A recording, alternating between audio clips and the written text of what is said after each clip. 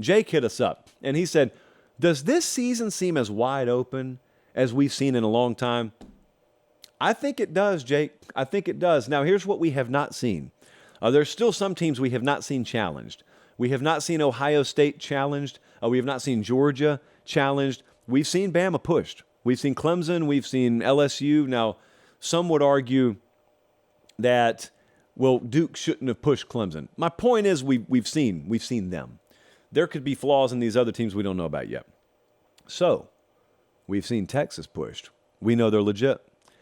Oklahoma played a really good SMU team yesterday. I know some of you were underwhelmed with that score. You shouldn't have been. SMU's better than half the conference opponents Oklahoma will have this year. But the SEC's got several flat tires, man. Like they are struggling mightily. They are 3-6 in out-of-conference play so far this year, and the wins are Tennessee over Virginia. Mississippi State went to overtime against Arizona and won in Starkville last night. And Auburn was all the way out on the West Coast, and they snuck by Cal, hanging 14 on them, not 14. Excuse me.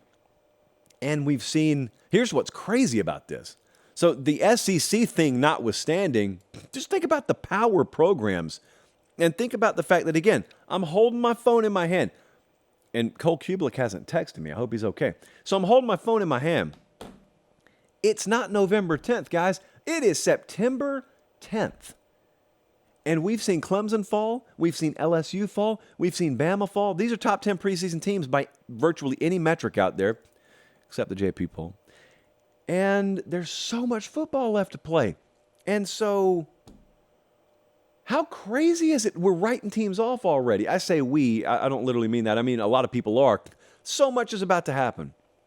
So the ACC, I think, is the biggest single story right now because that's a conference, I've told you, it has missed their opportunity as much as anyone over the last 15 years. Now, all of a sudden, FSU's answering the bell. North Carolina, I don't look down on them for struggling against App State yesterday. We took App State in the points. I expected that to be a close game. They're 2-0. That's the point. Oh, there's Kubelik. He did text me. He's good. Well, he meant to say we're good, bro. He actually typed we're hood, bro. So in many ways I could take that, but I won't take him any which way because I want to get back on track here. The ACC could be the story of college football through 2 weeks. The Pac-12 has looked magnificent out there. And also, here's what's really fun.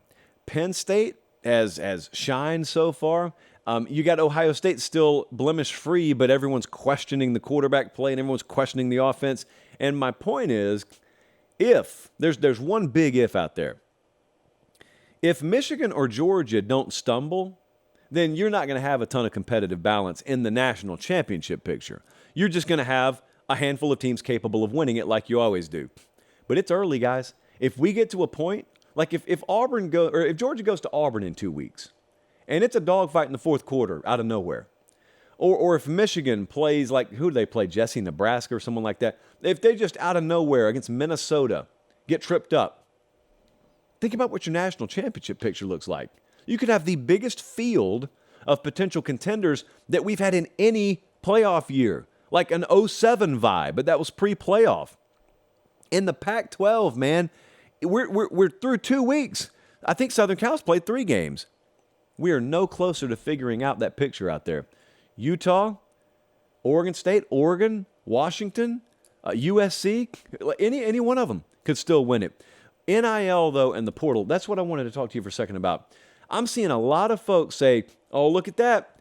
NIL and the portal doing exactly what we said they would do. We told you guys when NIL entered the equation, when the transfer portal opened up, none of these mega power teams would be able to withstand it. Look at Bama, look at Clemson. That's the NIL and transfer portal. Well, first off, with Clemson, they have voluntarily forsaken the transfer portal. That's not even it's not even a good comp.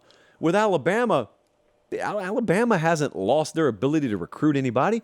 My point is, the transfer portal and NIL has not thus far elevated any additional teams into primetime contention that weren't already capable of it. Texas never had the sport tilted against them. Texas just sucked for a long time. Florida State, the sport is built to their advantage. They just sucked for a long time. They just got their act together. There are like little privilege levers at the controls in those programs. All they got to do is pull them. You can't do that at Akron. You can do it at Texas. You can't do that at FAMU. You can do it at FSU. And they've done it. Okay, we're not, all due respect now, we're not talking about teams that previously have never competed for anything, now competing for things. The TCU story was a good story last year. Start bringing me that every year. Then I'll talk to you. Like, have Arkansas make a magical run through the SEC West this year. Then I'll start talking to you about how portal and the NIL has fundamentally transformed the national title picture. Look, maybe it's still early, and maybe I'm just skeptical on that. I happen to think that the same well-resourced outlets and outfits will always acquire the talent. You're going to have some anecdotal examples of guys going elsewhere where they normally wouldn't, but these are mega power programs that have gotten out of their own way and are now competing again. That has virtually, to me, nothing to do with NIL and the portal evening things out where little old Texas gets a chance to succeed or little old Miami gets a chance to succeed. Man, they were the reasons they weren't succeeding.